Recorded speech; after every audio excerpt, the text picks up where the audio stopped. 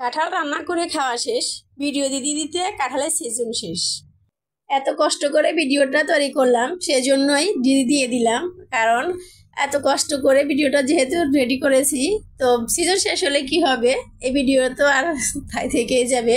তো এটা আমাদের বাড়ির গাছের কাঁঠাল। আসলে দুইটা কাঁঠাল গাছ আছে, একটার মধ্যে তেমন একটা ধরে না, আর এটার মধ্যে প্রচুর পরিমাণে কাঁঠাল ধরে এবং প্রতি বছরই ধরে।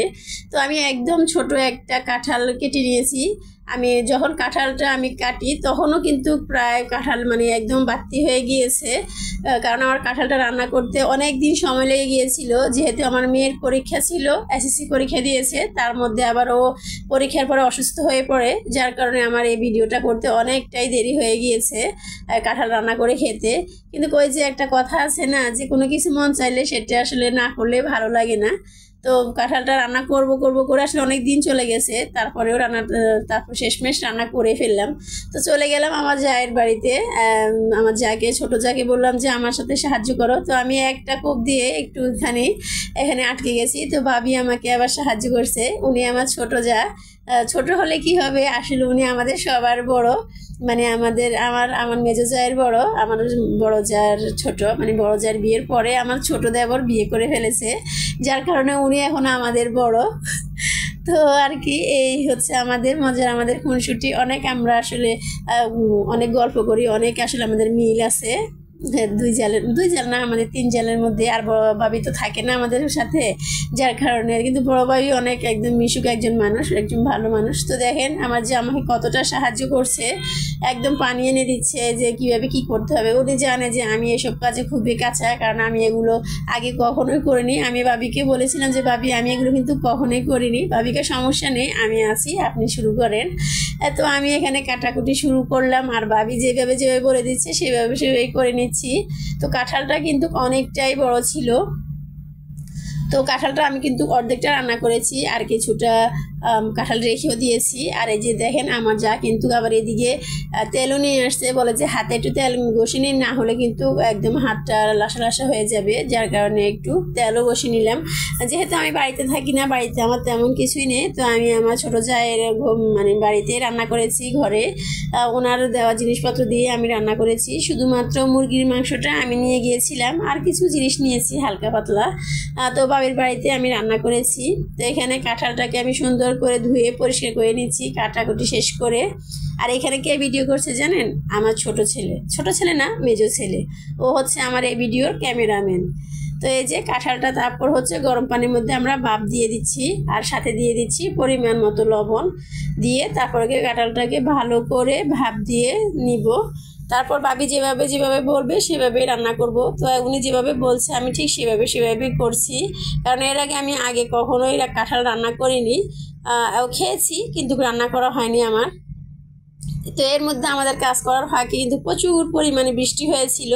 আর আমার ওই যে ক্যামেরাম্যান দেখেন, ক্যামেরা ফেলে দিয়ে উনি বৃষ্টি কমেছে, তারপরে ওখানে গিয়ে খেলা করছে পানির মধ্যে। আর এদিকে আমার কাঁঠাল ভাপ দেওয়া শেষ।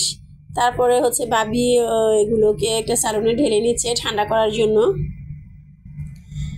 তো এই যে এদিকে ভাবি আমাকে সাহায্য করছে কাঁঠালগুলোকে পরিষ্কার করে রান্না করার জন্য। তো উনি আর কি বেছে দিচ্ছে, যেহেতু কাঁঠালের বিচিগুলো অনেকটাই বাড়তি হয়ে গিয়েছে, তো বিচিগুলো দেখা যায় যে খোসা ছাড়াতে হয়, করতে হয়, তো এগুলো ভাবি করে দিচ্ছে, আর আমার সাথে বসে আমরা অনেক গল্প করছিলাম, হাসাহাসি করছিলাম আর কি। তো দেখেন ভাবি কিন্তু আমাকে অনেকটাই সাহায্য করেছে, যার কারণে আমি কাঁঠাল রান্নাটা শেষ করতে পেরেছি।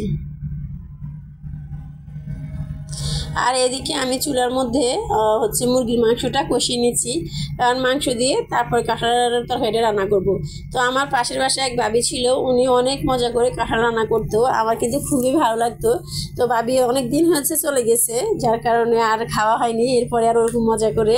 তো আমিও যে রান্না করেছি মোটামুটি ভালো হয়েছে, যেহেতু কাঁঠালটা বাড়তি হয়ে গিয়েছে, যার কারণে কাঁঠালের যে কচি থাকতে যে স্বাদটা থাকে সেই স্বাদটা আর পাওয়া গেল না আর কি। তো অনেক দিন দেরি হয়ে গিয়েছে, বললামই তো যে মেয়ের পরীক্ষা, তারপর বিভিন্ন ধরনের সাংসারিক সমস্যার কারণেও আমরা ভিডিওটা আপলোড করতে পারিনি, এডিটিং করতে পারিনি, যার কারণে এখনও আজকে ভিডিওটা আমি দিলাম। তো দেখতে পাচ্ছেন আমি এখানে মুরগির মাংসটা কষিয়ে নিচ্ছি, যেভাবে কষায় হলুদ, মরিচ, ধনিয়া, তারপরে হচ্ছে আদা বাটা, রসুন বাটা, জিরা বাটা সব কিছু গরম মশলা দিয়ে তারপর আমি কষিয়ে নিচ্ছি। মাংসটা কষিয়ে নিয়ে তারপরে আমি এর মধ্যে কাঁঠালটা রান্না করব।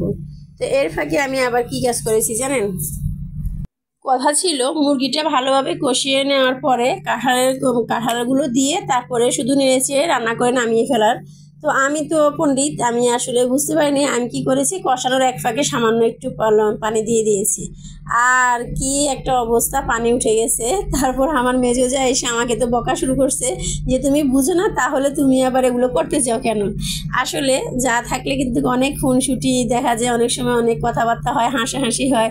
তো আমাদের মধ্যেও তাই হয়েছে। আমি তো বললাম যে ভাবি আমি তো বুঝতে পারিনি। তো উনি বললো আমি বসে আছি, তুমি আমাকে জিজ্ঞেস করতে পারলা না, তুমি নিজে নিজে পণ্ডিতি করো কেন? তো এই কাঁঠাল জাল দিতে দিতে আমার শেষ পর্যন্ত অনেক সময় লেগে গিয়েছিল এবং অনেকটাই পানি উঠে গিয়েছিল, যার পরে আমাদের মানে খিদে আমাদের পেটের ভিতরে চুচু শুরু করেছে, আর ভিডিও করা হয়নি শেষ পর্যন্ত। তো শেষে খাওয়া দাওয়া শেষ করে তারপরে একটুখানি ভিডিও করে নিলাম। সবাই ভালো থাকবেন, আল্লাহ হাফেজ।